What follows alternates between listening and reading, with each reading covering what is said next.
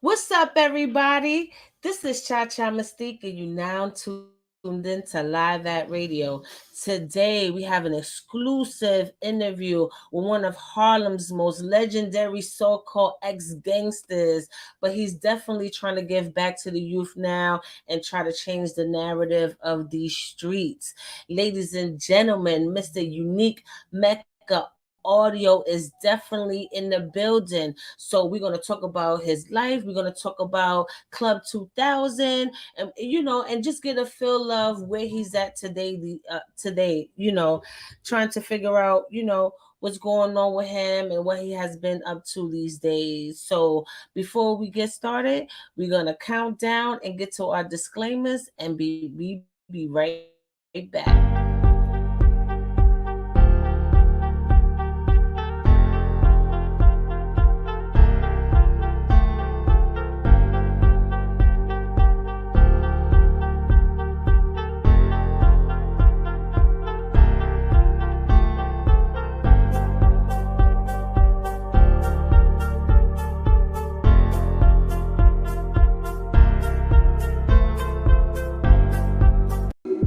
Disclaimer. Copyright disclaimer under Section 107 of the Copyright Act 1976. Allowance is made for fair use for purposes such as criticism, comment, news reporting, teaching, scholarship, and research. Fair use is a use permitted by copyright statute that might otherwise be infringing. Non-profit, educational, or personal use tips the balance in favor of fair use. So strike us, no strike me. All Yes. Without any further ado, ladies and gentlemen, Mr. Unique Mecca Audio. Yes. right. What's up, sis? I don't get All much right. shy with me now. I can't spell shot. Yes.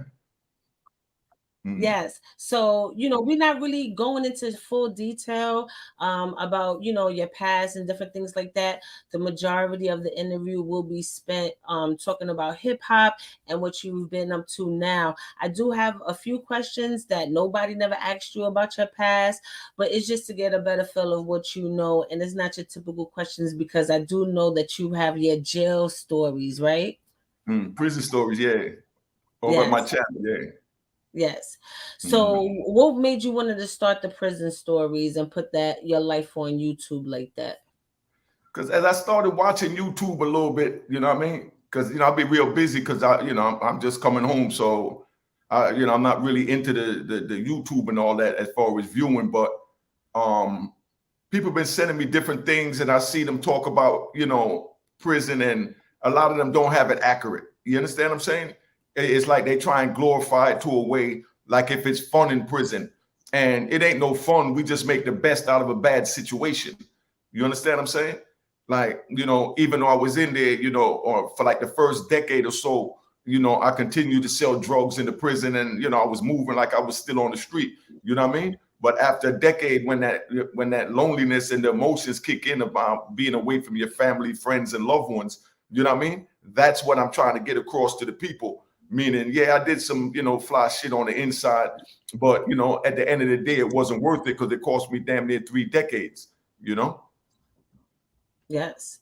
And Mhm. that's crazy for somebody to even spend that type of time on the inside like that. But I want to get some preliminary backgrounds from you. So you were born in Kingston, Jamaica, and you Mhm. came to the States at 8 years old.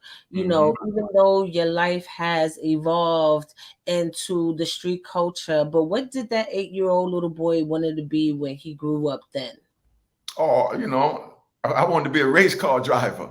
You know what I mean? After seeing all the pretty cars and all that, and my mom's used to buy me the little Matchbox cars for me and my brother. We used to trade them, and I wanted to be a race car driver. You know what I mean? Because coming out of Jamaica, I didn't have a broader understanding of what life had to offer. So when I started getting the Matchbox cars, and I used to drive them as a kid, you know what I mean? I'm thinking, and I started watching it on TV. You know what I mean? That's all I was really into, at the time. Yeah, you like them fast cars, and I see that it grew over with you in your adulthood, but just in a different way. So Hmm. one thing that I found dope about you was that your mother is first cousins with Marcus Garvey. Is that true? Yes. That's her maiden name, Mary Elvina Garvey. Yes. Yeah. You know, Yes. through So my that's grandfather. incredible. My grandfather and Wow, Marcus through is your first grand. cousins. Wow. Hmm. Wow. So you really come from strong roots. And with Hmm. that type of background, what was your mother or parents' position when finding out you were in the streets or with the level of street success that you had? I mean, coming up at that time to be 100, it's like, the majority of the black people from back then, we was poor, you know what I mean? So the parents kind of like didn't know what was going on or how we was getting it because they wasn't on the street. My mom was a nurse's aide, cleaning up old European women and taking care of their houses and things like that. My father worked as a maitre d' at a country club out in New Jersey. So, I mean, they didn't really know what was happening in the streets or how I was getting it. At the time, my mother and father divorced, so my mother needed it. I got it. I gave it to her, and she didn't ask any questions. She just, you know what I mean, just stayed in her little corner. You understand what I'm saying? In her little world. A lot of us is in a bubble. Like I was in the street bubble. She was in a suburban civilized bubble. So she didn't know that I was selling cocaine or that I was selling heroin when I was selling heroin or none of that. The most she even thought was that we were selling weed because all of our family members and friends from Jamaica were selling weed back in the 70s. So that's probably where she thought it was coming from. But we never discussed it because it's not like like anyone that I know go home and tell their mother, yeah, I'm selling cocaine now, mom, I'm making money. We just go outside and if we go rob a house, steal a car, rob somebody or whatever, we get money, we bring it home to moms. We don't tell moms how we got it. Moms knew it was something illegal. You know what I mean? But back then in the 70s and 80s, our people felt like everybody was doing something illegal. You know what I mean? So it was like the norm. It wasn't like, oh, you're doing something illegal, you better not do that. You understand what I'm saying? Because at the end of the day, when the light bill is due and it's $200 and she don't have enough to pay that because she had to pay something else, and then here you go with $200, she's not going to ask you where you got it or how you got it. You understand what I'm saying? Because she's living, paycheck to paycheck, and then Yes. here go baby boys stepping up as a man to bring something to the table. I don't think too many female mothers would stop and say no when you're living in an environment where you don't have it. You understand? When you got it, then of course, somebody will say, oh no, my parents were this. I'm just keeping it 100 from the parents I knew. All my homies, when they brought home money, their parents was glad they brought it home. They didn't ask where they got it from, how they got it, or none of that. You know what I mean? Yes. But at some point it did kind of slap her in the face because in another interview you discussed, the situation when you got arrested, your mom's end up on the run, right? Yeah, that's at the So end of it. But I'm talking about in the 70s and 80s. I mean, by then she knew what I was doing when I okay, became, an adult. But we're talking about a childhood at the age where a parent is supposed to step in and tell you right from wrong. It's kind of like they turn a blind eye to it. But of course, when you start buying Mercedes Benz and you know what I mean, and big jewelry and walking around with 10,000 in your pocket. Oh yeah, they know now. But you asked about my childhood, so I was speaking on the childhood part. But as I got older, of course, you knew what happened because you could tell by the riches around us. Just like, give you a good example, all the rappers and everybody that I've been with, no one never seen me sold drugs, and I didn't broadcast to them that I sold drugs the same way I didn't broadcast to my parents or family members. You know what I mean? If you was really getting money, you just got money. You know what I mean? You didn't get props from saying I got it from selling cocaine. You just got props from having money. You don't need to see where I get it from because the least you know, the least you could tell. You know what I mean? So that's why we have an old saying from in Jamaica where we say bad boys move in silence. You know what I said? So ain't nobody supposed to see what you're doing. And if a dude wants you to see that he's selling drugs, that means he ain't really doing nothing. Just like if a dude want to stop the counting his money, he ain't really making no money. You understand what I'm saying? No need to count money. If you out there getting it, you getting it, and you get what you got to get, and you make sure you got re-up money and you got your stash. You understand? And whatever you put in your stash, it just goes in the stash. You don't stop to count it. You know what I mean? because Yeah. ain't nobody gonna touch it but you. Yes, that's a whole fact. But fast forward, like I was trying to mention before on another interview, when everything went down towards the end, you said that she ended up on a run. Since then, what was the resolve and how did you pay her back for her going through that ordeal? Did you have to send for her? I know immigration was trying to deport you. Did they try to do that with your mom? And if so, what was the solution to that so everything would be fine? Nah. I came up here legal through my mom. So, I have my papers. My mother has a paper, so they couldn't do nothing to her. She was running around, ducking the statute of limitations here in the States. But, you know what I mean? I came up with, under her green card with a permanent residence and all that. It's just that once I beat the life sentence, they decided to just put me through another struggle. And, I just got to wait to go to court to present my papers. But I have my papers. You know what I mean? Because I Yeah, came up, with a legitimate green card and my passport. You know what I mean? I didn't come up on a banana boat, yeah. But what did you do to like make that up for her? Because she had to, suffer some of that consequence. Was nothing to make up, man. That's what I'm saying. That's civilian talk you're talking. Ain't nothing to make up. She know what it is. You know what I mean? It's a part of the struggle. You know what I mean? When I was out there doing it and I was feeding her, making sure she was all right, she knew the flip side of the coin is going to be, they're going to come one day. It's just we didn't expect them to come and say life plus 20. You understand what I'm saying? So it ain't no making up. Mom's a soldier. You know what I mean? She raised a soldier. You know what I'm saying? It is what it is. You know what I'm saying? When you get caught, you don't cry over spilled milk because, when you was buying a Mercedes, you wasn't crying. You understand what I'm saying? A sucker going to cry over spilled milk. A man going to hold his responsibility and just continue to fight. Everything in life is a fight. You fighting right now on YouTube. You understand what I'm saying? They fighting when they going to work. You know what I mean? They fighting when they, driving the car through traffic. Everything is a fight at different degrees. You know what I mean? So when you stop believing that, you're in a fight to survive, then something is wrong with you. But we all fighting. That's the way I was raised. Yes. Now, getting to the love of the culture, what was the exact moment or the song or the situation that made you fall in love with hip hop? I mean, it wasn't no song that made me fall in love with hip hop. I grew up in hip hop. I remember when Sugar Hill Gang started and they put out the first record ever that they played in Hackensack, New Jersey with Sylvia and Joey Robinson and Little Joey and Leland and Scoochie and everybody was there. And then Scoochie was young then. But I mean, you know what I mean? The family was there. You know what I mean? I used to go to Ecstasy Garage, T Connection, Authors Roundtable, you know what I mean? Stardust Ballroom, Disco Fever. You know what I mean? So, I grew up in hip hop. You know what I mean? I grew up where the DJs was the king. That's why I like the DJs better than the rappers, because the DJs the one that played the music to keep the tempo going. Back in the days, everything was named after the DJs, Grandmaster Flash and the Furious Five, Grand Wizard Theodore. You know what I mean? Things like that. So, that's where Mecca Audio came from, why I opened up that studio and record store for my DJs when the big labels came in and pushed the DJs out and ran off with the rappers and started using samples and producers to pay for the tracks instead of paying the DJs.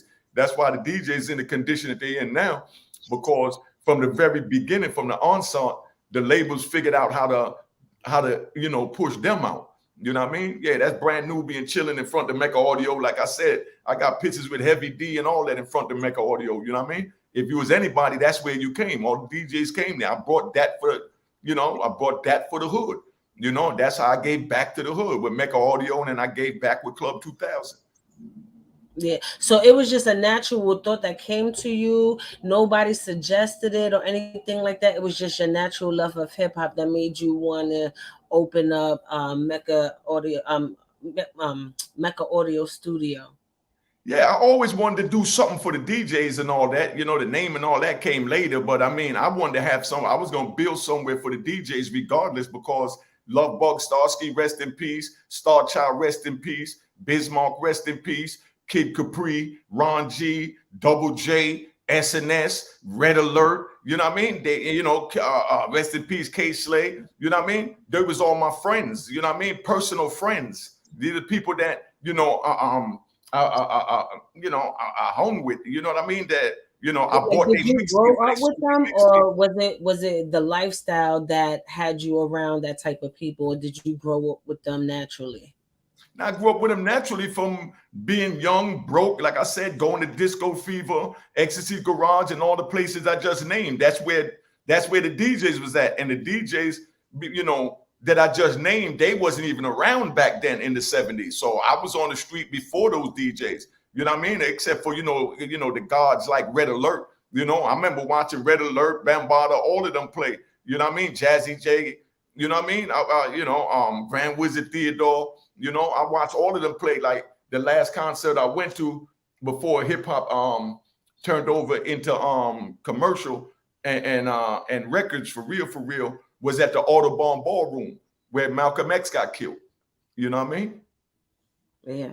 So what started the hey yo? What started that? Was that something that you were saying? Something that you got from somebody else in the neighborhood and you took that along? What inspired that to come out of you? Like I said, people used to always yell, yo, Unique, the police is coming. You know what I mean? Yo, Unique, look out. And I'm like, yo, stop yelling my name like that. What is wrong with you? Just say, hey, yo. You know what I mean? Just call, you ain't got to say my name. Just say, hey, nigga, just say, oh, say any goddamn thing. So, I started saying, hey, yo, you know what I mean? And they'll look up and be like, what's up? And I'll be like, all right. That means that I catch you. You paying attention. You know what I mean? So then they started responding back when I said, hey, yo, all right. So we just started doing it on the street. And then when we, got into like Mecca Audio and Club 2000, things like that, my cousins came up and we decided to make a record. And we put it, and to be honest, we rushed to put that out, as a record because I was using it as a sample in the SP 1200, where in one track I had AO and in another track I had I. So I used to just beat it, in their head while the music was playing. I just hit the sample that said, "Ayo," you know what I mean? And it rolled with the beat. So when the crowd heard that come out of nowhere in the club, you know what I mean? They started yelling it back. You know what I mean? So then when I hit the one that said, "I," you know what I mean? They started yelling it back, So, we used to make the mixtapes. I got plenty of mixtapes in here from it. And I got tapes all when I was at Willie's Lounge, Ebony Lounge, you know what I mean? Savoy Ballroom, where, I used to go in there, used to turn it up, you know what I mean? And that was just how we had fun. Remember back then, my thing is I sold drugs to have fun, to live life. You know what I mean? So I sold a lot of drugs. I lived life. I had a lot of fun. And all I did was party. You know what I mean? So that's why, I've been to so many different spots. And of course, when I go, you know what I mean? I'm the center of attraction. I got the nicest car outside, the nicest jewels on, the nicest clothes on, like my other comrades. You know what I mean? Kevin Childs, AZ, Peter Shue, Gangster Lou, Homicide Lou, you know what I mean? Faris, you know what I mean? You had all types of, other fly guys. I wasn't the flyest, but I mean, we all was, was kings of our own throne. You understand? And we respected, the men, you know what I mean, that could hold their own. Because if you couldn't hold your own, then you had to go get somebody to protect you. And 9 times out of 10, they came back and they robbed you.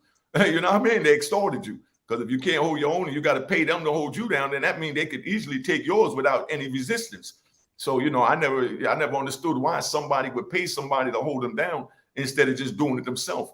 Because if you can't put in your own work, you can't keep your own work. Yes, that's a whole fact.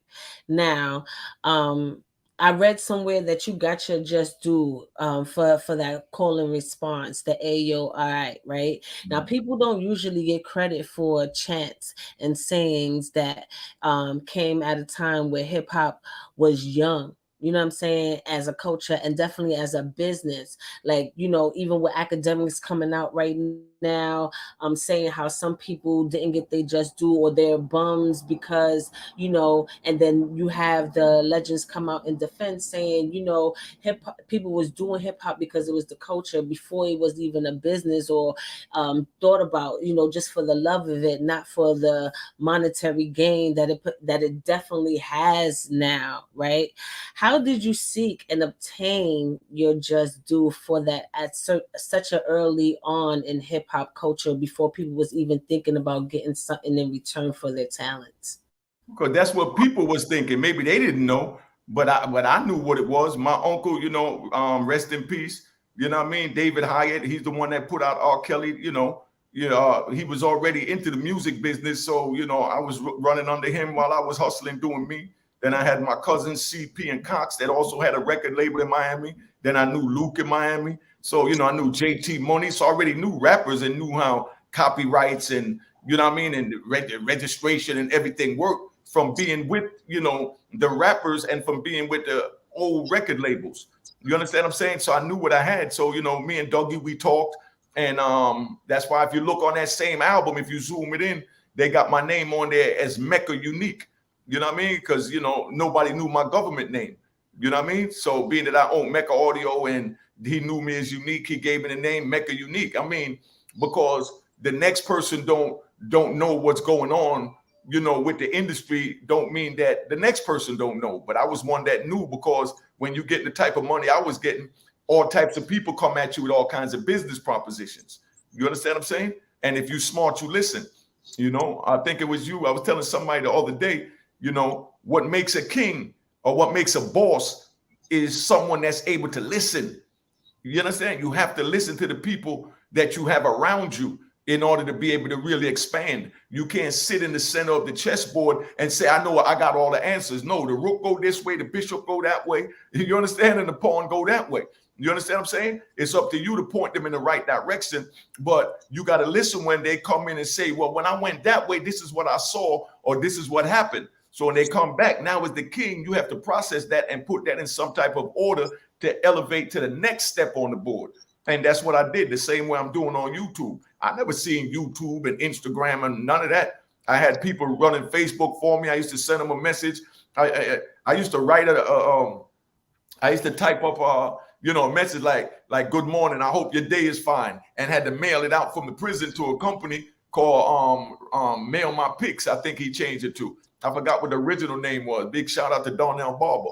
But they got mailmypics.com if y'all trying to get pictures sent to people in the state, or anything done. They was excellent. But I send them even a handwritten note that I had somebody write for me, and then they'll copy and paste it to their messenger. And that's how I use Facebook, from writing a letter with a stamp and sending it to a company who then did that. Then, we got the email system and we started emailing and things like that. Yes. Now, I also heard that you also created Hip Hop Parade. Ho, hey, ho. Is that true? Yeah. By Noted by Nature? Yeah, I did the hey, ho, because that's one of the sayings I used to do in the club too, like, hey, yo, I ain't. You know what I mean? They did the Hip Hop Parade and all of that. But, I was the first one to do the hey, ho. I got all that in my sample. It's in the other room. I won't even get up from the camera, but I got all that. I got everything on the disc. Anything I say, I got receipts. I got the actual SP 1200 disc that was done from 1989, 1988. You know what I mean? The original. You understand what I'm saying? Where I was doing all this. You understand what I'm saying? So, it's a big thing that went down. Me and Tretch were talking. We trying to get it right. And you know what I mean? Like I said, the same way me and Dougie got it right. You know what I mean? Those you didn't get your just due for that yet. Y'all working. No, me and Tretch is in conversations about that right now. You know what I mean? And I respect them, 100%. Like I respect Dougie. Like I said, man, at the end of the day, we dealing with men. Everybody's not an industry nigga. You understand? You got in the street niggas. You know what I mean? That don't deal with the foolery. And that's how Tretch Dougie is. You know what I mean? Is brother, what's the other one name? Vinny. You know what I mean? Good man. I met him over at the hip hop. The hip hop museum, groundbreaking. Yeah, I mean, it is what it is. You know what I'm saying? But like I said, those are things that we working out. Hip hop museum. Huh? The Universal Hip Hop Museum. Yeah, I was there for the groundbreaking and, ran into all of them and we all discussed it and everything. So, it's just a matter of talking and getting things right. Because like I said, they men at the end of the day, and they assured me that, they're going to keep it 100. So, that's what I stand on. You know what I mean? Because, and to be honest, I seen Tretch perform at Luke Skywalker Club across from me and my uncle club in Miami. And when he was performing, that was the best performance I ever seen in my life. I don't know if I was just extra high that night or extra drunk, but when he was rapping, the way his flow was like he was elevating off the ground. like he wasn't even on the stage. You know what I mean? That's how he brought me into his lyrics. You know what I mean? So, you know what I mean? Like I said, I respect man. I just love music. You know what I'm saying? I love music. And you know, that's what it is. Yes, that's a whole fact. Now, obviously, you had Mecca Audio Studios. Did you have both at the same time? But what truly inspired the club? Because I know you like to party and different things like that. But what was that epiphany moment where you felt like you had to elevate from just a studio into a whole legendary club? Ah, man, you know, I just needed a bigger place to hold my people. You know what I mean? I was giving back to the people. I'm making millions of dollars. I'm good. You know what I mean? So just like you said, I did it for the love of the people and the love of hip hop. I didn't do none of that to make a profit. I just wound up making a profit. You know what I mean? But the profit I gave to everybody around me. You know, that's why, you know, everybody loved me. You understand what I'm saying? Because I made sure everybody eat off of whatever I established. It wasn't for me to eat because I was getting my own money. You know what I mean? I just make sure everybody get it. That's Tracy right there in the white. Big shout out to Tracy from over in the Bronx. You know what I mean? I got my little darkers on so I can't see, but you know, everybody look in the pictures and you're going to see somebody you know, because everybody who was anybody was up in there. You know what I mean? Yes. So I want to play a game with you. I'm going to show you some pictures that I found online, and I want you to tell the backstory or the first thing that comes to your mind when you see the pictures of Club 2002 G's. Okay? Mm-hmm. You ready? Yeah, let's ride. Okay, let's get it. Oh, that's Red Alert, Mike Cock, Diesel. That's me. I mean, that's family. That's what come to mind when I see that. That's straight family. That was my house DJ, Red Alert. You know what I mean? Oh yeah, that's crazy because this was while he was on the radio, and then he would come and DJ at Club 2000. Listen, man. You listen. The drug dealers was bigger than all of them, man. That's what I want you to understand. You understand what I'm saying? Red family. Red been around since Ecstasy Garage, T Connects, and I'm younger than Red. I grew up watching Red family. When he got on, he put out his cousins and them, the Jungle Brothers. You know what I mean? I mean, Mike Cock, that same gang that was D Ferg and them crew at the time. You know what I mean? So that's why I say that's family, because I brought all the families together under one roof. It wasn't I was bigger than this one, I was bigger than that one. We was all kings, and I treated everybody as a king. It didn't matter how much money you had. It's how you conducted yourself as a man that made you a king. That's a fact.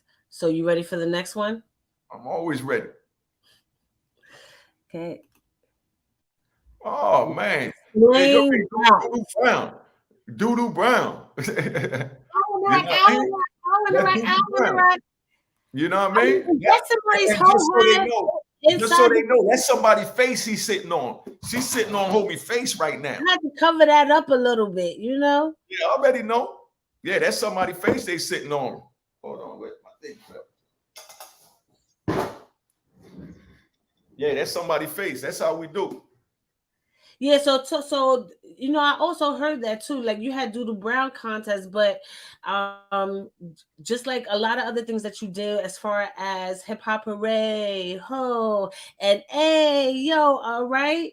It is said that you brought that Miami sound to New York. Before that, nobody wasn't really jacking that music. It ain't said. I mean, if you're gonna do the interview, do it right. I did bring it here. Okay. You know what I mean? Ain't no question about it. Yeah, I mean, we ain't gonna play the game about what was said. It's a fact what I did. You know what I mean? So we ain't gonna do that, you know? All right. So what about it that you made you feel like New York had to have that sound, that energy? Because you know, I went to Miami, I bought a house down there for my mother. First thing I did when I started getting money was getting Mom Dukes right. So I went, bought me a nice house down, bought Mom's a house with a swimming pool, jacuzzi, and every goddamn thing else in it. You know what I mean? And you know, from partying down there, I met Luke Skywalker, JT Money, Uzi, Ram. You know what I mean? Uncle Al. You know what I mean? Those in Miami know who Uncle Al is. But you know, I met all the DJs and everybody, and I did what I did, man. And I liked it so much, I wanted everybody to come to New York to see it. You understand what I'm saying? I wanted all my friends, my peoples in New York to see it. But it costs too much to fly the whole goddamn New York down there, because you got to remember, you know, the Bronx and Manhattan and Harlem is one. You know what I mean? We crossed those little 45th and 55th Street Bridge and 81st Street Bridge and the Dykeman. We all connected. So I mean, I wasn't gonna take all my money, fly all them down there. So I just used to fly females up weekly and the rappers and all that, you know, from down there weekly, and let New York experience what I experienced because I enjoyed it that much. You know what I mean? So I brought Miami to New York. You know what I mean? Instead of having to take the whole Miami to, the whole New York to Miami. Yes. So explain that. What is that? Because it looked like it's in reverse. It looks like you did something for the ladies, you know, that, you know, because that's what I'm saying. Listen, I looked out for Harlem. I looked out for the boroughs. You know what I mean? I had male strippers and female strippers. You understand? Because back then, you know, females was more in the closet. You know, they wasn't saying they bisexual and all the names they using now. You know what I mean? So, you know, I bought the male strippers for the females. So, you know, first I bring out the male strippers, you know, and then I might bring out the female strippers. That's my little brother Mo Grime right there. I mean, we chilling.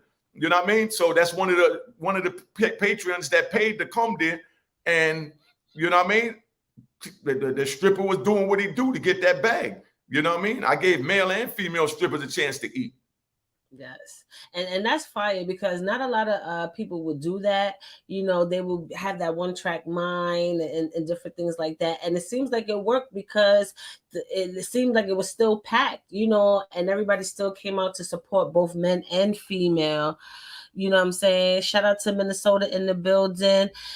He says Club 2000 created free culture on the East Coast, point blank, period. Period. That's what I'm saying. And to be honest, I felt disrespected when you use the word allegedly and all this fake shit. I didn't say allegedly. I'm just telling you how I feel, because like I said, I speak my mind.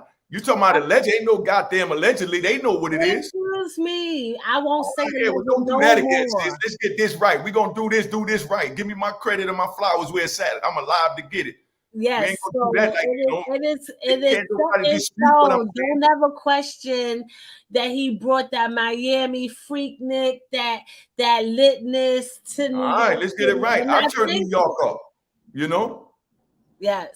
So you ready for the next one? Oh, and before we move on to the next picture, thank you for everybody tuning in. I see more and more people are coming in. Please like, subscribe, share, comment. Let's get this comment section popping, and let's keep getting it. Let's like and share so we can wake up that algorithm, because everybody definitely needs to hear this. So let's make that cracking.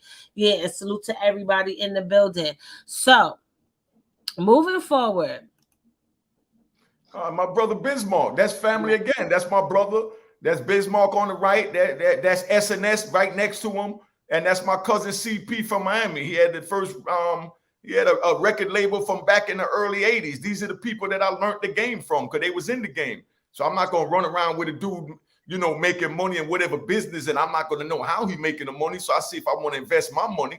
You know what I mean? So, you know, this is the foundation right here. Yes. And shout out to Bismarcky. I picked this picture on purpose, you know what I'm saying? Because, you know, we lose so many people in hip hop. But the sad part about it is everybody talks about them for like a week or so, and then it seems like they've forgotten. And I don't never want to forget our legendary icons that really paved the way for a lot of people. You know what I'm saying? Wasn't he originally from Polo Grounds? Yeah, Colonial. Yeah. Oh, Colonial across the street. The next project's over. Yeah, because you know I was from Stephon Mashburn. That's what I'm saying. I grew up with everybody, man. So you know what I mean? I mean, you know, and then they to get money and growing up around it, there ain't nobody that's not connected to me. You know what I mean? In some way, shape, or fashion. You know. Yeah. You know, and he was such a great dude and such a dope soul, you know. And then I could only imagine how he was traveling at the beginning, especially at the beginning when he wasn't really making money yet. After he moved all the way deep in Long Island, like I was fortunate enough to go to his funeral, right? And that joint was so deep, and I'm just imagining him with the travel aspect of it, or especially like probably taking the Long Island Railroad to either go to Queens or go to Harlem to, before he even had a deal when he was still with Roxanne Shante. So that hustle and that grind made me respect him even more, because for that moment I was in his shoes and I'm like, imagine this doing this constantly, just chasing your dreams. A lot of people don't have that work ethic these days. Yeah, but I mean, that's a lot of people. Look at you. You got it. Look what you doing. You Yeah. know what I mean? I mean, enough have it that need to have it. Everyone is not a boss. You understand what I'm saying? So, it is what it is. Everyone is not a boss, and everybody just need to recognize, their position, stick with it and elevate past it, like we doing. Yes, that's a whole fact. Now you ready for the next one? Yeah. Oh man, yeah, that's one of my Miami strippers. That the first thing come to mind is good times. You know what I mean? Because after the party, it was the after party. You know what I mean? Yes. Like I envy that I wasn't, a grown person back then, because, I'm going through all these pictures and it looks so hella lit. Like, and I don't think that the energy like that exists anymore. How do you feel? Have you been to, today, not today strip club, so to speak, especially at the time that you were released home, but have you been in that nightlife, and do you miss that old thing? What do you feel like is missing in today's nightlife, or do you feel like it elevated? First of all, I think there should be rules. Like I'm going to do me a Club 2000 reunion. You understand what I'm saying? And when I do my Club 2000 reunion, I'm going to have two rules. You could bring your phone in. You could record what you want to record. Ain't a problem with that. But you can't text in my joint. Because I just don't like when I go in the club, everybody got their face down in their phone. Why you come here to text somebody? Go outside and call. Nobody don't dance no more, really. Like I haven't Because really they're seen busy on a their woman phone. really People shake. on people in the club looking at TikTok, man.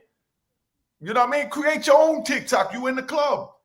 You know what I mean? Put your phone down. Everybody's so into the phone. Everything is about the phone. The phone done took over everybody's, like when they get nervous, they pick up the phone and they TikTok or they do whatever. You're in the club. You know what I mean? You nice females, they looking down on the thing. A dude can't even approach them to dance because they're not even focused on their environment. If you didn't want to be in a party environment, you shouldn't have came. That's a You whole. understand what I'm saying? And that's how I feel about it. But that's what's missing. They need to put the damn phones down and go there to party. Like when I was in the joint, okay, these girls here, like the one you see here, that's one of my strippers from Atlanta. That was Atlanta versus New York versus Atlanta night. When the girls came up, they came up wearing their regular clothes. I'm talking about the summer dresses, looking nice with the heels. Excuse me, you said something? No, I didn't say anything. Oh, they come up with their heels, they looking nice, they nails done, and they look like a regular, party goer, but then I called them to the stage, and when I called them to the stage, they ripped their clothes off and they dropped down to they dance outfits, and then they even ripped that off. You know what I mean? We had girls giving oral sex on the stage, dudes giving females oral sex on the stage. I mean, we did it all, man. Anything go. You came to party. And if you wasn't with it, don't come to the front of my stage, because if me or one of the homies pull you up and you don't want to come up, you better believe I'm going to have the bouncers throw you out and you ain't going to get your money back. You come there, you want to come up on my stage, come up anywhere near my stage. I don't have sightseers. You want to window shop, go downtown to Macy's and Gucci. You know what I mean? You want to party, come to Club 2000. That's the way I carry it. Yes, I like that. You ready for the next one? All day. Okay. Oh man, that's big Andre Harrell, my man Michael Dean, Jack Spade, you know what I mean? And Mona, from Sedgwick in the Bronx. Big shout out to Mona, Yvette, you know what I mean? May Lee, the whole crew, Tasha, her sister, Lulu Vetta, River Park Towers. Come on, man. Like I said, I know everybody who's anybody. You know what I mean? The reunion is gonna be bananas because they all got kids that they raised telling about this era.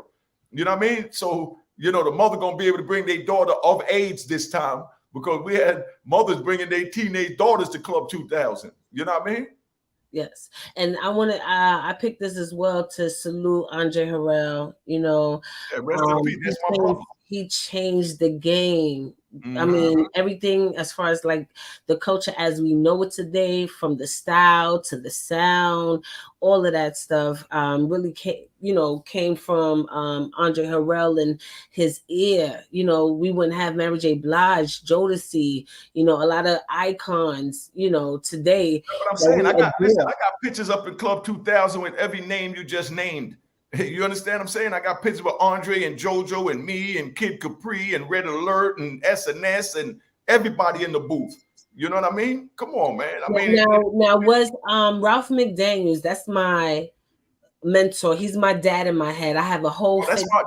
that's the big uncle. That's everybody's uncle. That's No, but family. that's my dad. That's my dad. I have a whole story in my head. He's not really my dad, please. It's not, one of those cappy situations. But I got this fake dope story in my head on how he's my father and everything like that.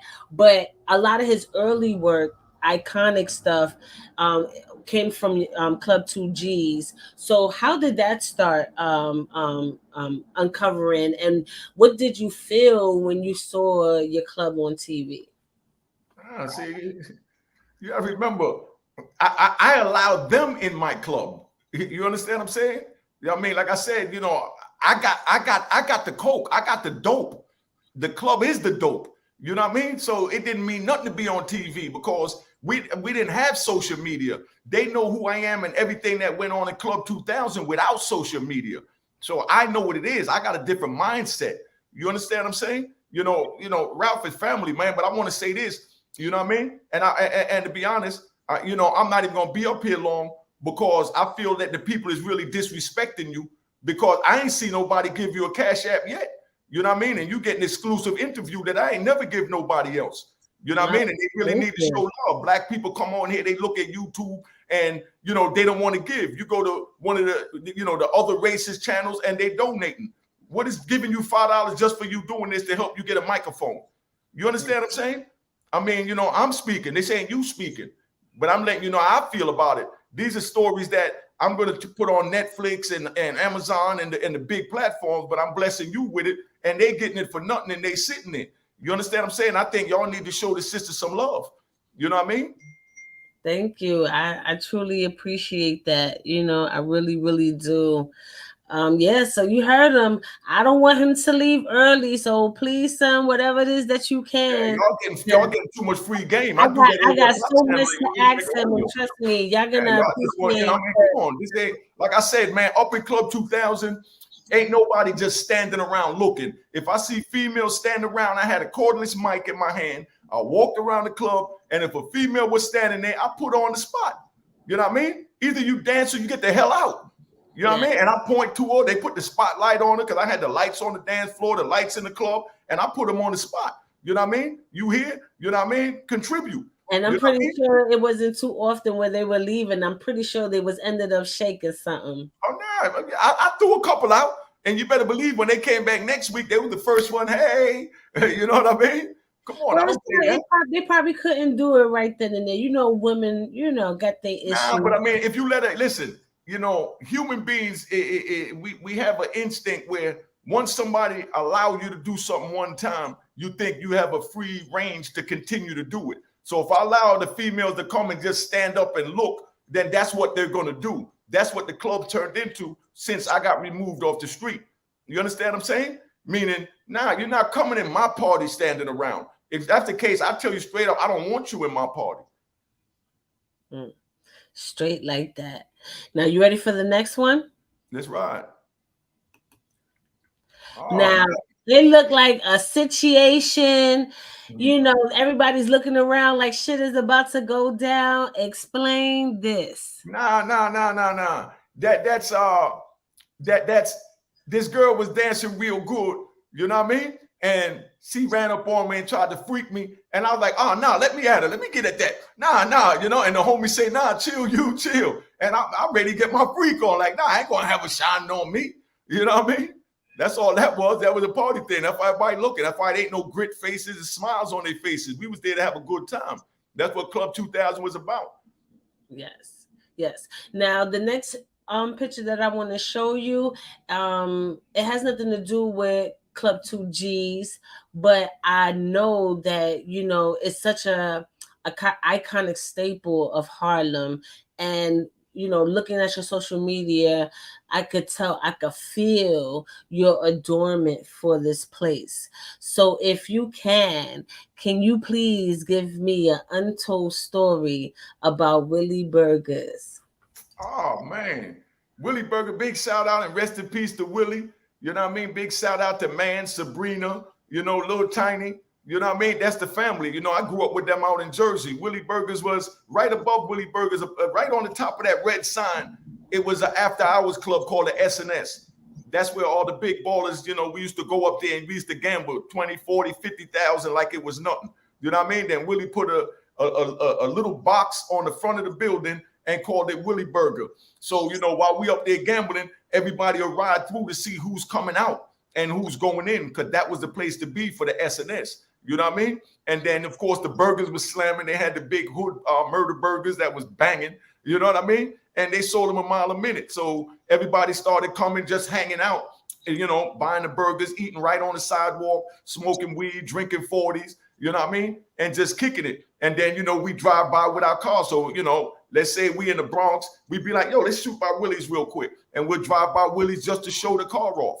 You know what I mean? That's what that was. That was like the Apollo, you know what I mean? For the hood. You know what I mean? The Apollo is where they had people came from out of state, you know what I mean? From all over the world. But, Willie Burgers is where people from the hood came, and we showed who was hood famous and who had it. You know what I mean? That's why that had to be. For you country folks, it was the gas station. For you today's country folks, it's the gas station. No. Right on the corner. They ain't the gas station. That's equivalent to that. Oh, okay. I see what you're saying. Yeah. Because in Miami, look, I'm going to give y'all something that y'all ain't got that. Yo, I'm getting ready to go, man. I'm going to give you an hour, man. Because like I said, we just sitting here doing this for nothing. I was in Miami, and in Miami, they had a joint called Jumbo's. That was their burger spot. The people in Miami know what I'm talking about, so I'm giving you some exclusive. We used to go to Luke's Club or 5th Street on the beach, the Jamaican Club, or go to Rolex, and then we'll leave there like 2, 3 in the morning, and everybody will meet up at Jumbo's over on 7th Avenue. You understand what I'm saying? And that was, where everybody met at. Then, of course, they had the Burger King, but Jumbo's, they had a big rider truck out front. In the back of the truck, they had the wicker chair with the fur carpet and the backdrop, and you go in the back of the rider truck and you took the pictures. The people in Miami know what I'm talking about. Big shout out to Miami, because I lived right up the street at the time. That's where I bought my mother the house at. You know what I mean? But, they had the Burger King, that they hang out at down there too on 7th Avenue. You know what I mean? But we had Willie Burgers. Yes. And we had 155th Street, the Blimpies. You know what I mean? By the rooftop. Yeah, Blimpies is definitely fire. Now we got one more picture for this segment, and we will be moving forward. And I felt like it was necessary, especially coming out of Harlem. Oh man, come on, you already know. Big L, big shout out to McGruff. We the zone, stand spit. You know what I mean? Rest in peace, Big L. I mean, that's all family, man. You know what I mean? That's why I had to go down there, to his street name, and you know what I mean? It is what it is. That's Harlem, baby. That's what inspired me to, because I saw the love that you have for him. So can you tell us the first time you ran into Big L, or when y'all met each other? Oh, they came up to Mecca Audio. You got to remember, anybody that was trying to come up, Mecca Audio, I put 2 turntables, a mixer, you know what I mean? I put everything in there. I had the studio upstairs where we could record privately, but my doors was open where any DJ could came. I brought all the records, so they already had records there, because back then we didn't have the USBs that you carry in your pocket. So instead of Kid Capri or Ron G having to carry milk crates to the joint, I already had records there. They might carry 1 or 2 that they feel I don't have, because of course they had the exclusive, and they come in and they make their mixtapes live, and you know what I mean? The DJ booth was right in the window. Put the Mecca Audio picture up real quick. Let me show them what this thing looked like. You know what I mean? With Brand Nubian.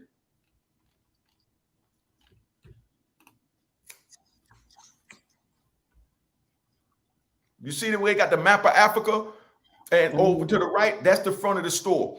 Right there is where the turntables and mixers was at, facing out to the street. I had those lights, the neon lights and all that, lit up the joint. The front of the sidewalk was painted red, gold, and green. You know what I mean? With the map of Africa in it, that Africa that you see in the with Elijah Muhammad in there, because you know I was a 5% at the time. You know what I mean? That would reflect, because that had neon lights around it as well. That'll reflect on the sidewalk. You know what I mean? So people will come walking by and driving by on the bus or in their cars, and they can see their biggest DJs right there in that window turning it up. Picture that in Harlem. You know what I mean? Come on, man. Like I said, you know, I know what I did. That's why I take offense when you say allegedly. Don't use them words with me. I will never. I trust me. I will never say that again. But I'm glad I'm learning that you was on right knowledge. Are you still into math?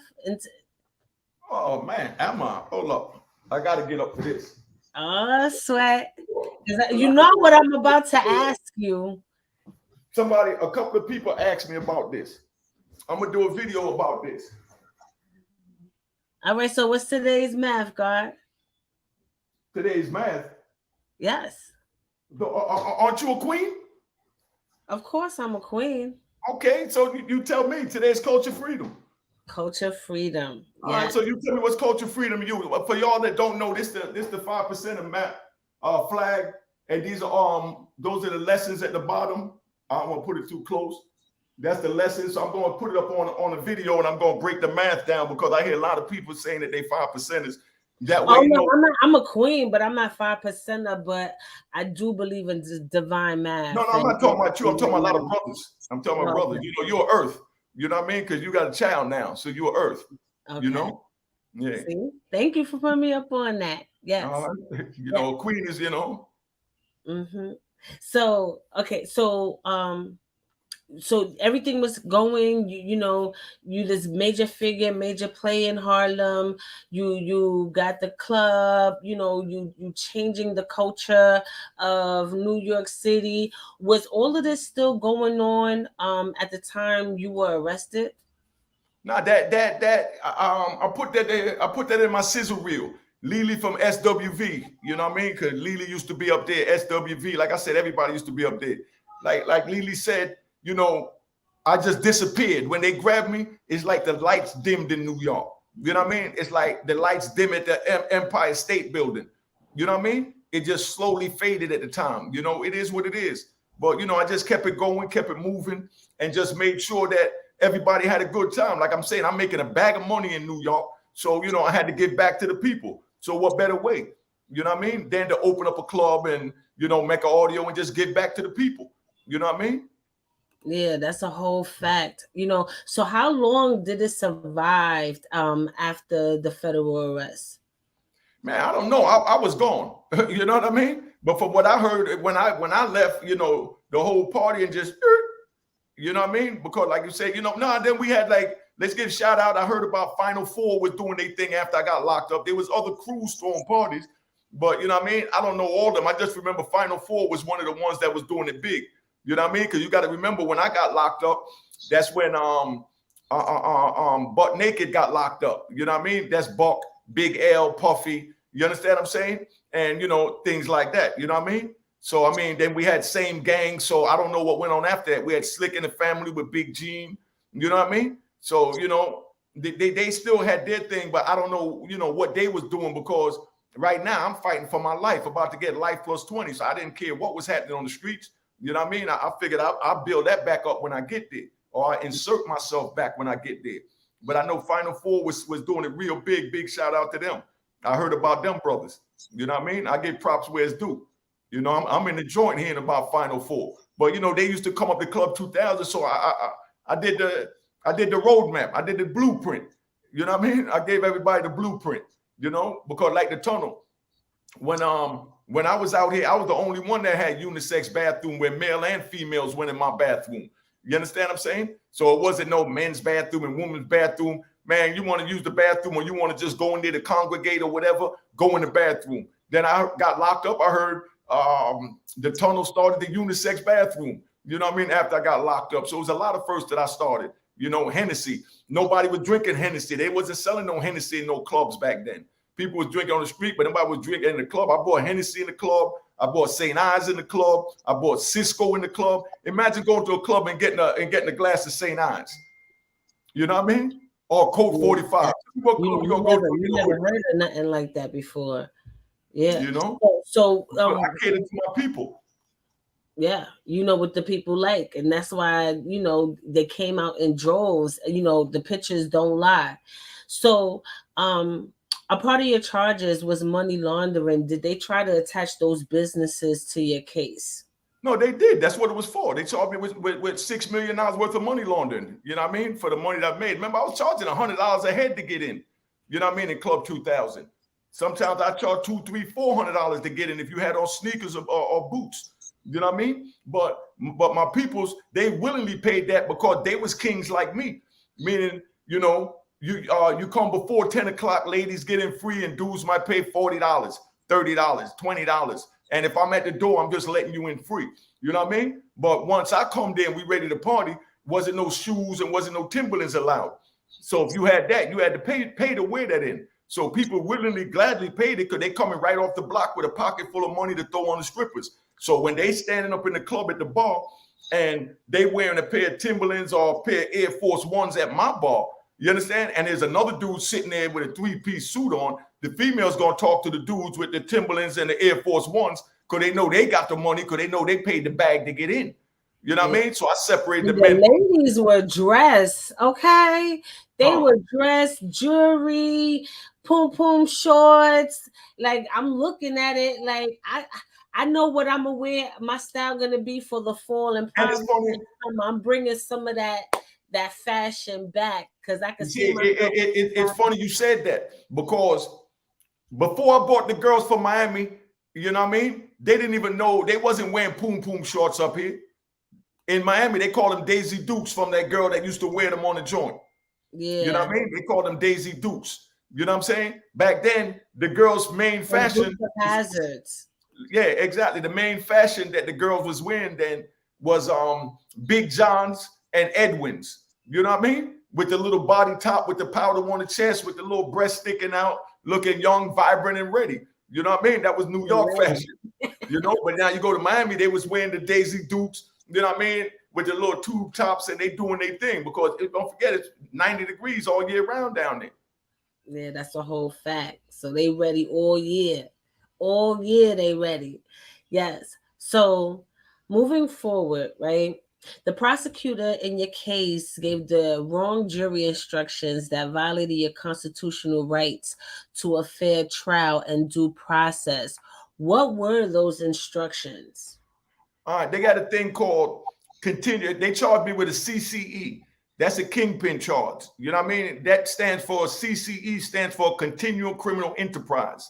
You know what I mean? That means that I could continuously violated the drug laws and built the enterprise, like a Fortune 500 drug enterprise. So you had to have at least 3 or more drug violations to be considered as a kingpin. I had only 1 drug charge in that indictment when I needed 3 to have a continuing series, because that's the name of the statute, a continuing criminal enterprise. So they told the jury they could use anything they heard in order to find me guilty of being a kingpin. That means they could use other people's drug sales that had nothing to do with me. Like I said, no one saw me sold drugs. I'm selling 20 keys at a time. You understand what I'm saying? So I'm dealing one-on-one with a man. You understand what I'm saying? So only person could turn me in is that man. And I'm the one that got caught, not them. So only person could turn them in was me. And I helped my own and did what I had to do. And that's why I said, there is a code.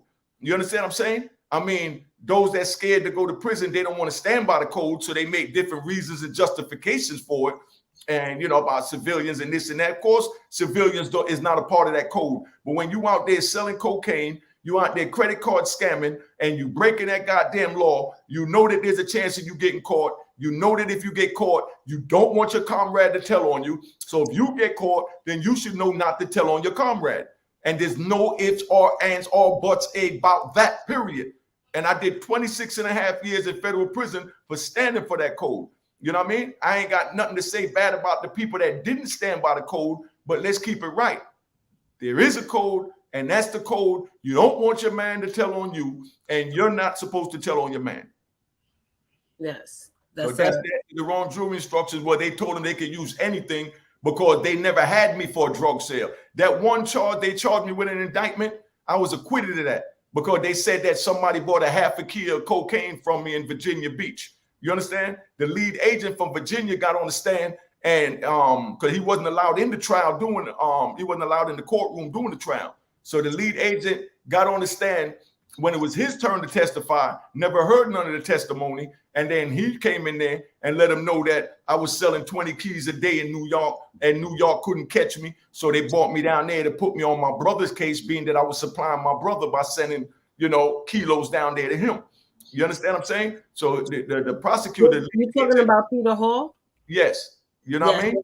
So he was like on FBI's most wanted list. He fled out of sight. They couldn't catch up with him until, he ended his demise.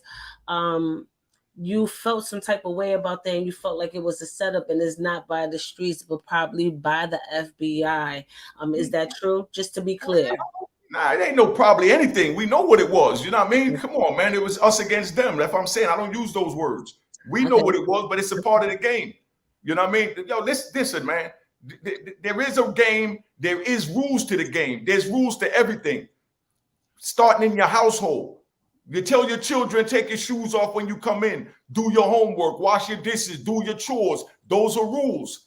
You understand? You go on the goddamn street. You get caught. You shut the F up. You understand what I'm saying? And that's it. Those are rules. You know what I mean? Everything has rules. So for people to say there is no rule, no, it's up to you if you honor those rules. You know what I mean? But there is rules. Yes. But it's up to you as the individual and how you sleep at night if you don't honor the rules. Like, how do you feel when you're a child and you break the rules in your house and you jumped on the couch, with mud on your sneakers, and your mom's got mad at you and you felt sad that you upset your mother? Those are rules. And, and that's how you feel for breaking the rules. So now as an adult, you know what I mean? You get caught, you know what I mean? Somebody tell on you, how you feel, somebody tell on you that now they're in and they're bringing you in. I didn't want to trade my seat with none of my comrades. You understand what I'm saying? Because I got caught. Period. That's a whole fact. Now we're going to bring it back to the culture of music. I told you I had to ask you a few questions, but we definitely going to get back to the music. So in the California prison, when you was in California prison, you mentioned that there was some type of East Coast versus West Coast situation. Was that already the norm behavior with the inmates, being that, you were out of town and they just did that, period? That was the culture? Or did hip hop East Coast versus West Coast stir that pot? Did what was happening on the outside in hip hop culture affect the way the inmates were addressing each other by determining factor of which coast that you were on? How did that resonate? Because you did get arrested around that period of time. You probably was already like a few years in. So what was the outcome of that? Did you feel that tension on the inside? I mean, it was a live fact. Because don't forget, West Coast was gang banging at that time. You know what I mean? When gang banging was just coming up. You know what I mean? In the 90s on our side, they've been gangbanging from in the 60s and 70s. You know what I mean? So they took it personal, and, the East Coast and West Coast thing, it trickled in there in their mind. But when we got locked up, there wasn't no gangs. So we didn't look at it that way. What was happening on the outside was the outside. That was it for, I didn't care what happened on the outside. But then you had brothers that did, you know what I mean? Because they was in the gang culture. Yes. Now we're about to laugh because I found some shit, and I think it's cute, but you gotta explain this. So I'm gonna share my screen. You gotta explain this shit to me because, hold on. Let me share this screen with you because I need some answers in this mug for you. I need some answers. Can you see it? Nah, it's loaded. It didn't come up yet. Oh, okay. Let me know when you can see it. Oh yeah, that's how we used to meet females and all that from the pen pal joint.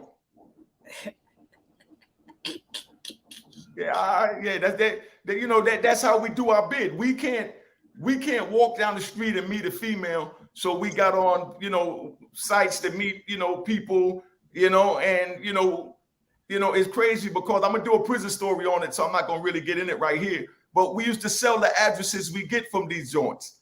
You understand what I'm saying? Uh, inmate connection. Like you Mm. was kind of buff back then with the dreads, all that shit. Okay. Yeah, Okay, unique. My I'm thing still is, buff.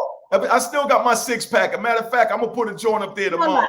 I gotta read this shit though. I gotta read it. Greetings. If you're reading this ad, you must be open-minded or at least curious about those of us trapped behind these walls. I'm glad you stopped here and I was able to hold your attention for a hot minute. Must be the 6-pack. Smile. See, you funny. You real funny. Uh, And you go into cool things. You want somebody who understands you. You're a Pisces, all that good shit. So I'm pretty, I'll be watching, what's that shit? Love and Locked Up or whatever the case may be. mm-hmm. Them women be tricking. So what was like the most elaborate thing a woman got you? And if you established a relationship, how long did that relationship last? I mean, the relationship lasted as long as it took for the woman to get a man on the outside. They only came to us on the inside because they didn't have nobody on the outside and they just wanted to get attention. And we gave them attention and they paid for that attention. You know what And I they mean? was putting that money on them books. How many women you was juggling at one time? I mean, I don't juggle that many. I might juggle about 10 and everything over that I sell. You know what I mean? Okay. All right. You was doing things like selling their pictures and shit, because I know they was like No. I sending don't their disrespect cookie women through that the sell their mail. pictures. No. I Okay. sell the address and the letters. So another inmate that don't have a 6-pack or the gift to gab like I got that can't get it, I charge them for to get their address to write them. So how many unique Mecca audios was there at one time? What you mean? Like you said you were selling it. So like you had other Hey, people like playing I like said, I kept about 10. You know what I okay. mean? I kept about 10. And and anything over that I sold, you know what I mean? And out that 10, if they started, getting boring or wasn't sending enough money, you know what I mean? I got rid of them. You know what I mean? It was all about the survival. That's a part of the prison life. Anybody that's watching this that been to prison know it's about survival. You know what I mean? Like I said, I ain't gonna get into that too much. I'm gonna do a whole interview an whole video on that on my channel. About the pen pal system and how that worked. You know what I mean? But I ate very good off of that. Yes, yeah, it was OnlyFans for inmates. That was the early only. I was OnlyFans before OnlyFans. Shout out to And, you. and I that's started before rolling. that's before social media when it was handwritten letters and stuff like that. Yeah, yeah, that's a fact. And when people had to really write and think about what they say, And when had to people, wait 3 days to get the letter, to get the response. yeah, you know, It wasn't people instant. send like little knickknacks, like Mm. probably a piece of their hair so you could smell it. They just something, right? They used to send more than that so you could smell it. What they were sending. You could tell me. I won't You're tell sitting on nobody. it. You're sitting on it. It's between Oh, your so legs. you smell the envelope. You Hold up. know, You doing one of these? you already know. They put their perfume, they put it between their legs with, whatever you want. You know what I mean? Yes, yes. So outside of being Mr. Macaroni in the prison, one of the things that you did do was accomplish a lot. Hold on one second. Let me get to the pic, right? Now, I was reading all the accomplishments and accolades outside of just your GED. You worked in the kitchen. You did so I much. never worked in the kitchen. I No? was a culinary arts cook, but I Oh, didn't work in the excuse kitchen. I me. took the class. I don't work in kitchens. Excuse me, that you was able to you are certified to own your own. Well, you already did that in real life, but as far as like the culinary, the Yeah. fine dining aspect, I had my serve safe. A serve safe is that I'm capable of running the kitchen safe and could serve the food safe and now to keep the environment clean. That way, when I open up my new establishment, I know the rules that I have to follow for the health department. And then I had my culinary arts, degree where I'm a certified cook. I became a certified plumber, a certified electrician, certified HVAC and refrigeration, certified mechanic. You know what I mean? I did it all, man. I'm a certified seamstress. You know what I mean? I learned how to sew. You know what I mean? At one of the factories, I learned how to solder. I learned a whole bunch. In other words, I didn't let the time do me. I did the time. You know what I mean? That's a whole fact.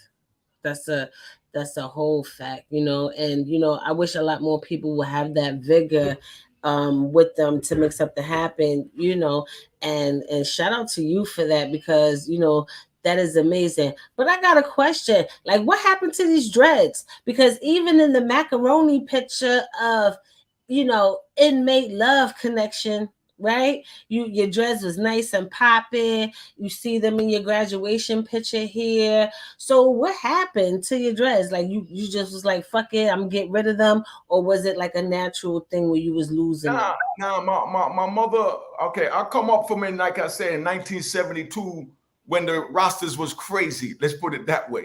You know what I mean? At the beginning of the roster movement, because that started in 64. So we talking about, 8 years later, when the dreads was going crazy, it was ridiculous. But my mother remembered me in the movement of the rosters, and just seeing the dreads, she thought of all the violence and everything that went with it. And I didn't see my mother for 18 years. And when I finally got sent back to the East Coast from out West California and all that, in Colorado and everywhere, and she was coming to see me. She said, baby, I'm going to come see you, but to be honest, I don't want to see you with those dreads in your hair because it make me think like you haven't changed or haven't grown up and you still into, you know what I mean? The culture, you know what I mean? So, I sacrificed that for my mother, and I cut my dreads and I went out there, the way she wanted to see me, the way she wanted to remember me. You know what I mean? So big shout out to, Mama Garvey. I did it for my moms. Yes. Now with the cooking and everything like that, there's like this new phenomenon where people like watching ex-cons cook spreads, right? So can you tell us the dopest spread if you made a spread? What was the dopest ingredients or the dopest spread that you ever made? Well, my specialty that I like to make is the curry chicken. You know what I mean?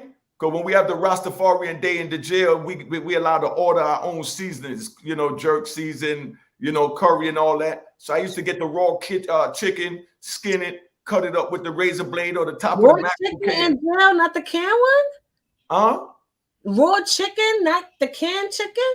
Nah, man, the raw right from the kitchen. You know what I mean? The same kitchen they give the inmates, they'll steal about 10 pieces and they'll bring it back and they'll sell it to us. We put it on ice, we skin it, we season it, we let it marinate, and then we cut the vegetables up, throw that on top, throw our little seasoning in, throw the curry in, and you hook up, with the hot red peppers, and you hook up a nice meal, and you and all the homies, you sit around and everybody got a big bowl and you watch the game or something, Yeah.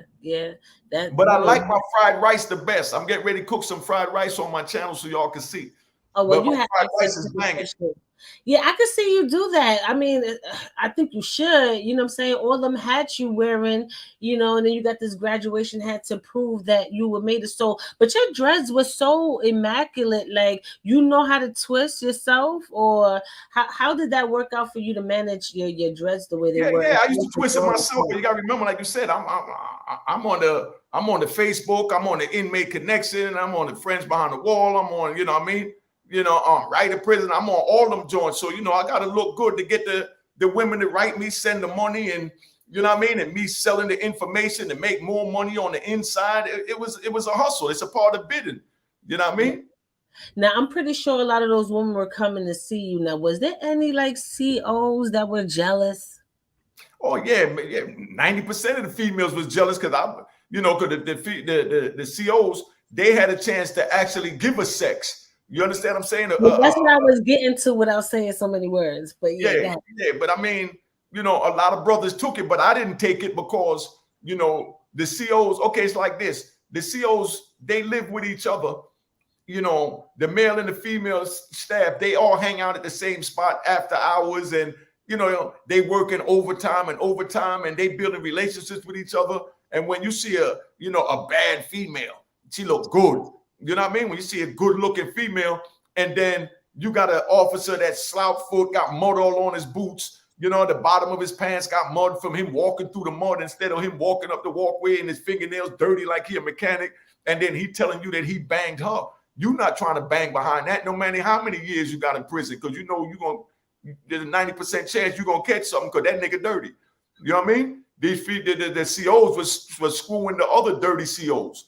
You understand what I'm saying? It's not like they had no standards. You know what I mean? Because they worked around them so long, you know, they just started, you know, intertwining with each other, and I didn't want no parts of that sex. You know what I mean? So ain't nothing better than Mary Palm. You know what I mean? I know how to work my palm real good. You know, all I need is some Vaseline or some baby oil, and I'm good.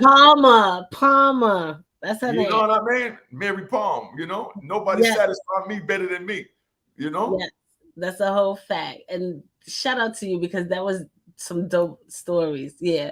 But moving forward, your life plus 20-year sentence was changed due to attorney Brittany Burnett and her involvement with the Buried Alive project with Kim Kardashian. How did you guys meet, or who referred you to her or the organization? Big shout out to Corey Jacobs and Brittany Barnett. Corey Jacobs is a co-founder with that too. You know what I mean? That's another brother. He was down with Butt Naked. He was down with Puffy, and right now he's the CEO for Revolt TV. You know what I mean? But you know, they Corey, you know, we call him Buck. You know, Buck and what's his name did that. But I got in touch with my man L. You know what I mean? Big shout out to L. Lamont Kemp, good brother from the Bronx. He was down with Butt Naked too, one of the founders. And, you know, and Wolf, Puffy's bodyguard that got killed. All those was the founders of Butt Naked. But L is the one that told me about Brittany Barnett and what was going on with it, and said, yo, you need to reach out to her. You know, Corey is working with her and she helping Corey get out. That's Buck. So, you know, I reached out to her, and, you know what I mean? She verified, you know, who I was with Corey, and, you know, Buck stamped me, and, you know what I mean? And, you know, her and Buck freed me. Hey, you know what I mean? Yes. And shout out to them, because that's fire. You know, things were, because I'm pretty sure, you know, because things, were you putting in the pills because you're constitutional? A young lady named Susan, right? A young lady named Susan Feinberg was working with me. That's who I sent all the paperwork to. She's the one that reached out to Brittany Barnett for me and paid her and got everything done. I was, you know, just with her the other day. You know what I mean? She came up to visit, but yeah, good female, man. You know, yeah, yes, yeah. I'm coming. I'm getting ready to end the interview. They told me we almost done. I got like 3 or 4 more questions. All right, give me a few minutes. Yes. Yeah, you know, I got a party to go to. You know what I mean? We almost done. Let me just hurry up and get these questions, because it's important. Okay, so on February 21st, 2020, President Trump signed the First Step Act, which led to your release on May 15, 2020. How do you feel about Trump, and would you support him if he runs again for president? Now, Trump didn't sign that on 2020. My judge signed my release in February 2020. You know what I mean? And then I was released in May, you know, but Trump signed what they call the First Step Act, where he gave the judges the permission to go back and reevaluate. Yeah, that's what I mean. It's due to him signing the First Step Act in February, which led to your release. Yeah, but I'm saying, but you said he signed it in February. If I'm letting you know now, no, it was signed from before that. My judge signed the papers in February 2020. Because Donald Trump, before that, gave the judges permission to go back and reevaluate us crack dealers that got all this time for only selling drugs. You understand? So my judge signed that in 2020. But yes, Donald Trump is the one that signed the law into effect. You know what I mean? And I don't have anything against Donald Trump. You know what I mean? Donald Trump he speaks his mind. He's like me. He's a New Yorker. You know what I mean? So he gets reckless at the mouth. You know what I mean? He's arrogant. He's cocky. He could be what some call disrespectful. Depends on where you're there for. But he did a lot for this damn country. Because you ask yourself right now, we done had a Democratic president for the last 3 years. Tell me one thing that this president has done for you or for this country. You Yes. don't even know because nobody know what they're doing. None of that applies to us. But all they want us to do is come vote for them in November and next year for the president election. But you Yeah. don't know what the hell they're doing. Donald Trump did the stimulus. He freed a bunch of us from jail. You know what I mean? The You know, platinum plan, everything. but that's what I'm trying to tell you. So I Yeah. mean, you got to look at who's doing what for you and not what they're saying out their mouth. You Yeah, but, understand? but If you let want me somebody, get if to you the want next question. Okay. to, okay, Yeah. Sorry, I don't. I no, really. go. I got to go too. Let's ride. Okay. So, uh, let me get this going. Right. Your book, right, Aurora in Harlem, was published July 2nd, 2020, almost 2 months after your release from federal prison. Was this book written while you were in prison, or was it fast written once you were released? Nah, that book is how I learned to write. You know what I mean? Because I couldn't read or write when I went to prison. You know what I mean? So I learned to write doing that book, handwriting it. Then I sat there and got to a typewriter and typed it up, and that's how I did my time. That book was ready from night 2000. You know what I mean? By the year 2000, that book was already done, but I held it until I came home. So when I came home, it was already done, typed up, and right before I came home, I got with Cavario, and Cavario edited it, and we moved forward.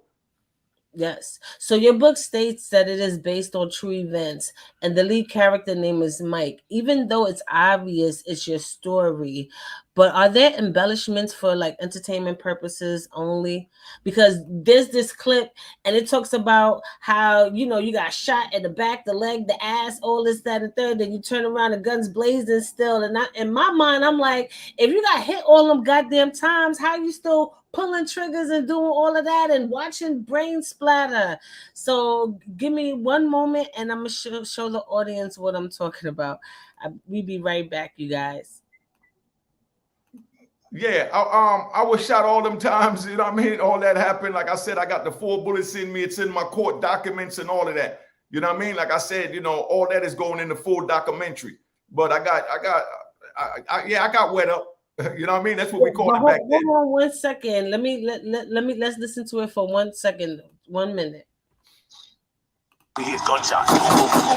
Like, oh shit. So now I grab dude, I throw dude in front of me and I'm holding him as a shield. While I'm holding him as a shield and I'm doing my thing, he's squirming. His man come on there, so I just know he ain't gonna shoot. So I'm like, stop or I kill him, stop or I kill him. His man ain't trying to hit it. He just start busting. Boom, boom, boom. So when he shoots, it hits my man that I'm holding my hostage on the right side. When he hit him on the right side, his body went limp to the left side, because now he weak, that exposed my right side. Boom. I catch a 45 in the right. You know what I mean? So now he shoots me again. Boom. So now he catch him in the other side, the left side. So now he go limp to the right side. Now I catch a 38 from the other gunman in my left hip, and that joint spun me around more than the 45. The 38. I mean, come on, dog. So now I done spun around. Now he done fired again, hit me in the ass. I got shot in the right leg, left leg, the ass. When I spin around, I get shot up in the chest, and I fall to the ground. But now I bust a couple times before I go off, and it got real quiet. I didn't hear nothing. I'm just laying there on the roof, my heart beating. Boom, boom, boom, boom. And I wonder what the hell is going on. You know what I mean? You see what I'm saying? Like, you got shot in the ass, the chest, the brain, the side nipple, that, and the third, and then you turn around, you got spin, and you're shooting back or whatever. So, did you embellish a lot, or Man, that's what happened. I mean, what you want to count my bullet wounds? I kind of do though, because that sounds amazing. Like, how the fuck you survive all that? I mean, by the grace of God, obviously, but that's crazy. So the editor to the book is Cavario. Is this the same Cavario that got the controversy with Benzino? You don't have to go into it, but I just want to know if that's the same. I don't know nothing about that because I was in prison. But yeah, he wrote a book called Raised by Wolves. I read his book. I love the way the grammar was set up. So I contacted him because I know him from back in the day, and he edited the joint for me. Yes. Now, even though Amazon got you listed as the sole author, was there any co-writers and things like that's that? all my story. I don't need no code, nothing. You know what I mean? That's my story. Just like Club 2000 was mine. You know what I mean? Like Mecca Audio was mine. You know what I mean? It is what it is. Yes. So, I know you got released from prison in the beginning, the height of the pandemic, and you was gone for 26 years. Not only was the normal world different, but now you in a whole different new programming, the whole new reset. How did that make you feel entering this new world, especially where there was no certainty of anything? Man, I done been to ADX Supermax locked down for 4 or 5 years at a time. I mean, that wasn't shit. You know what I mean? I'm free. I could be with my kids and grandkids. That pandemic didn't mean nothing to me. That was just another fight. Like I said, life is about fighting and survival. So, I mean, it is what it is. Throw your mask on and mask up, you know? Yes. So after you wrote the book and it's doing well, obviously, you start getting into journalism. So what gave you the idea to enter this YouTube world and doing interviews and things like that? Like I said, I watched a lot of joints. I read a lot of books when I was locked up, and I saw how, YouTube was working and how Facebook was working and Instagram and things like that. So I bought like Brandon for Dummies, YouTube for Dummies, Instagram for Dummies, you know what I mean? Facebook for Dummies, you know what I mean? And how to make money off of social media. And I read those books when I was on the inside. And that's what formed me to do what I'm doing. Now I'm out here to physically be able to do it. That's why I'm constantly changing and evolving, because I'm learning and I'm growing, like anyone else. Yes. So everything in your message, even though through your prison stories, it's all about changing the community, giving back. So in what ways are you giving back to the community to repair some of the past damages of your participation in the game outside of just telling your story on YouTube? I don't need to go anywhere besides that, because bottom line is nobody know the truth or the facts about the pain and the destruction, you know what I mean, that this life costs. You know what I mean? So take Machiavelli. You know what I mean? Tupac, read Machiavelli. A lot of brothers in prison read Machiavelli. Machiavelli didn't have, if y'all don't know who he is, he didn't have nothing to give the king. Everybody else gave him treasure chests and troves of gold and diamonds and finest women and property and land and everything. And all he gave him, you know what I mean, was a book, like a row in Harlem. You know what I mean? And in that book, it gave him the jewels on how to run his empire and how the people think within the chessboard of his empire. And even the king said that the book that he gave him, the prince, you know what I mean, the book that Machiavelli gave him was worth more to him than all the riches that he got from everybody else put together. You understand what I'm saying? So the jewels that I'm giving you is worth more than financial gain. I don't have no money to give nobody. So everybody yell about, money, you know what I mean? And we ain't gonna point the fingers, but you got plenty of our people that got plenty of money to do a whole lot, but they don't owe nobody nothing. So if they don't want to give it, they don't have to give it. But I chose to give these jewels to try and prevent the youth and the elders from going down the path that I went down. You understand what I'm saying? By telling them the real what's happening, on the streets, and then when you get in prison. I mean, it was fun buying 30 cars, going to Dapper Dan, spending $50,000 and walking around with shoe boxes of money and flying from here to there and flying girls up from Miami. All that was a lot of fun. You understand what I'm saying? It was extravagant. I loved it. You know what I mean? But at the end of the day, after sitting in prison for 26 years and being away from my children, my mother, my father passed while I've been gone. A lot of my brother passed. You know what I mean? So I'm letting them know that it wasn't worth it. Yeah. Huh? Did you reconcile with your kids? Are you establishing better relationships with them now? Oh yeah, I'm definitely trying. Like I said, I'm here for any one of them that want me. You know what I mean? I'm gonna do what I can. But they still the kids. Did you take initial steps to try to answer? They didn't have any beef because they was all babies when I got locked up. Remember, I got locked up at 29, so there was none of them of age. So they didn't know nothing about my lifestyle other than what they hear off the streets or they hear on YouTube now. Yes. Now, after all that you've seen and went through, what is your ultimate goal? Because even though you consider the OG, you're young still. You still got, quite some years ahead of you where you could actually make something happen.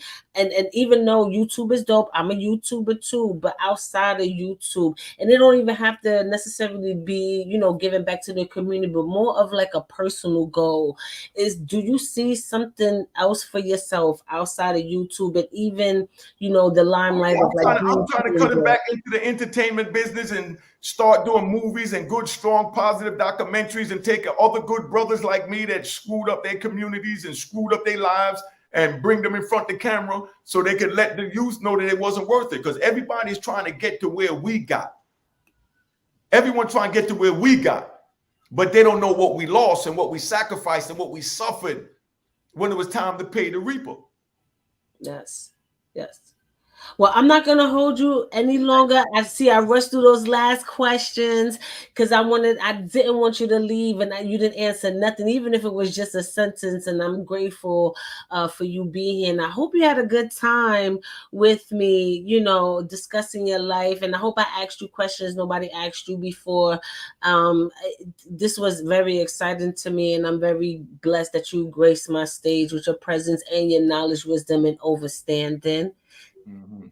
Yes. So you did a wonderful job with your interview. I really enjoyed it. I try sometimes. I try. Yes. And I appreciate that. So before we leave, is there any last words? Because I know a lot of, you try to make the right steps and you did receive a lot of backlash on certain things in your life. But this is my advice to you, because I think, the OG should listen to the people under them a little. Like I said, to be a king, you have to listen to people. Huh? Like I said earlier, to be a king or boss, you have to listen. That's the first step. Yes. Listen, you're going to have trolls every fucking way. You're not going to make everybody happy. If your heart is in the right place and you know that ultimately, no matter what the situation is, you're just trying to convey a message, let that be that. These dudes, and 9 times out of 10, it be the people that don't even have the courage to do the things that you do. Or even if they try to attempt it, it will never be like you. So chuck that shit to the side. Fuck them all, God damn it, and keep living. I'm just coming out in this world, and I'm not into. I've never seen nothing like this. If a person don't like you, they tell you in your face, "Yo, I don't like you." You understand what I'm saying? And then it is what it is. We in coward culture. I got you. Listen, I got you, but I'm saying, I just haven't been able to, and I'm not trying to wrap my mind around a sucker move. You understand what I'm saying? Meaning, if somebody want to do the keyboard gangster, that's them. I don't need to figure out why they do it. You understand what I'm saying? That's just them. Live your life. If you happy doing it, do it. Let me do mine and get the bag, and you could do yours watching me get the bag and doing this. Yes. I think that's what you're trying to say. Any last words before we leave? Any shout outs that you want to say? Any future projects that you would like to promote? Here's your time and opportunity. Nah, I mean, like I said, man, I'm not even going to give too much of nothing. You just got a beautiful interview. I really enjoyed it. It was comfortable, you know what I mean? And it was soothing, and I enjoyed it. You know what I mean? But like I said, I got the book out of Raw in Harlem, cop the book at RawInHarlem.com. Go get that book, though. Yes. You know what I mean? Now, I want to read more about you getting shot in the ass and in the chest, and then you spinning and doing all of this, and then you got the 380. I want to hear all that shit. Because how the fuck that shit happens all at the same time? Like, you didn't even say ouch, my nigga. Like, really? You didn't even say ouch? You ain't got time to do none of that, sis, when them joints coming at you. You know what I mean? Like I said, the whole thing is survival and fighting. You know what I mean? So, I had to fight to keep my last breath to still be here. And I made it. You know what I mean? And that's the ultimate, reward. I made it. Yes. So salute to you. I know you got things to do. And like I said, I'm grateful, and I'm gonna definitely hit you up. And yeah, we got to link and talk and whatever. I could cover some of your events if you have any, and it will always be my pleasure. Yeah, I definitely enjoyed it. Thank you, sis. But I got to get to this party. Yes. So let me go shake my leg. Go shake your ass. Yes. Get up out of here. I see you later. Salute. All right. All right. Yes, you guys. Yes. Another one in the books with the legendary culture pusher. Like, did you hear all that shit that he was saying? I mean, from hip hop parade to hey yo and all right to having the platform for the physical platform, not this virtual platform that I'm grateful for, but the real life physical platform that really gave a real stage to hip hop in its early essence. You know what I'm saying? Um, it's crazy, if you missed it, you missed it. Like I'm spent. I just spent all my energy doing this, and I feel good. I'm in like a real euphoric place now. Let's get down to the nitty gritty. I know y'all was waiting for the Alpo interview question, right? Matter of fact, I could show you that I was gonna ask him in my notes. I was gonna ask him the question. Hold up, where is it? Okay, after the Cavario question with Benzino, right?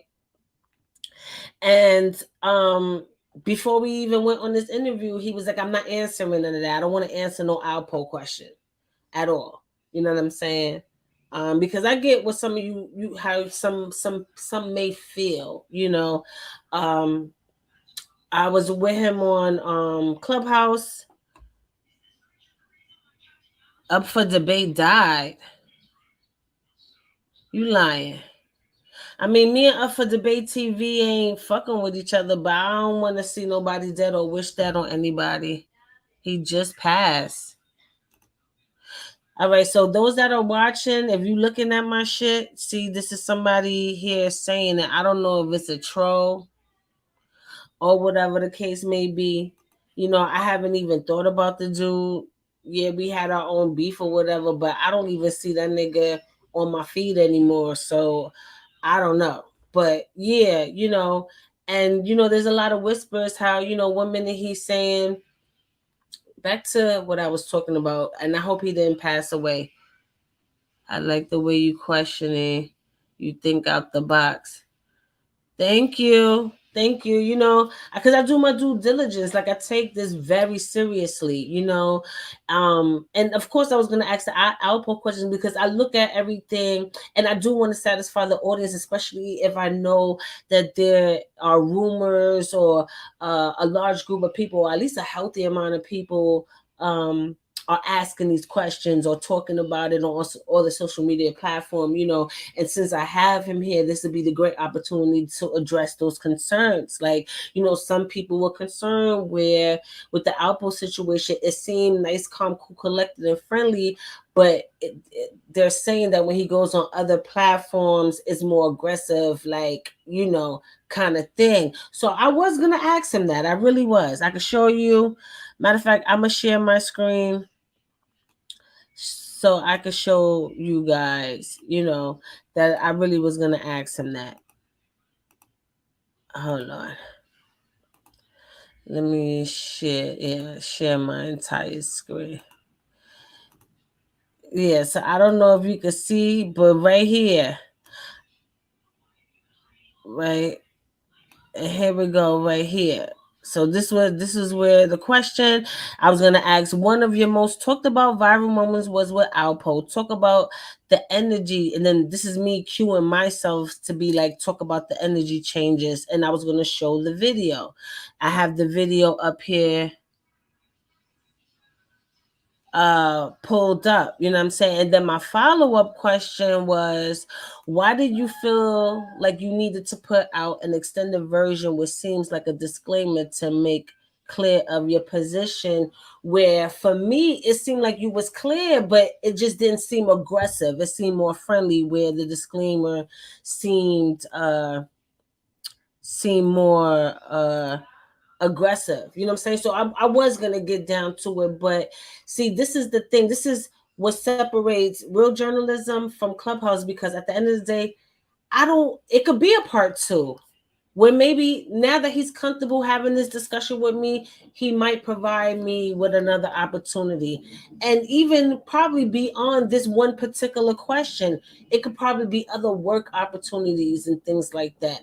So I'm not gonna fumble potential bags, relationships, or anything to get some type of clout or, ease? Because that's just one question, especially since you got a plethora of entertaining, never heard before questions and answers and different things like that. It was definitely a vibe, and I'm not going to throw the whole vibe away to satisfy those people who are clouting or thirsty over just one or two questions. You know what I'm saying? This is not Clubhouse or anything like that.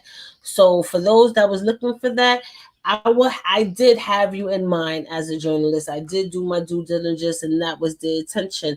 But at the end of the day, I got to respect my guests because he said yes to come to my platform. There's a lot of other YouTube platforms that have a bigger following than me.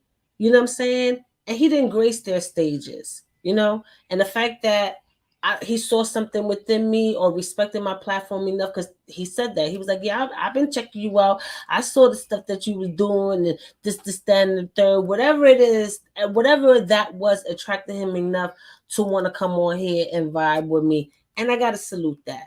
You know what I'm saying? So that's what that was. But shout out to all of you guys. Definitely pulled up in the building to show love and support. Definitely had my chat popping and everything like that. I see all of you guys, much love and respect. And just continue to share. And if I just subscribe, yeah. I got another subscriber. Thank you, Valley Girl, for Live Creations. Yeah. And with that being said, I wish you guys peace, love, light, and more life. And definitely pole life. You know what I'm saying? And let's be the change that we want to see. We was talking about right knowledge, 5%. Let's get into that right knowledge and be the change that we want to see so we can affect the world. And all I should takes is one act of dopeness. Fuck kindness, well, including kindness, but definitely one act of dopeness. Because look what passion, heart, bravery can produce. Whether good, bad, or ugly, it will change lives and definitely push the culture forward. And I think we're all capable of doing that. And with that being said, I bid you guys a good night.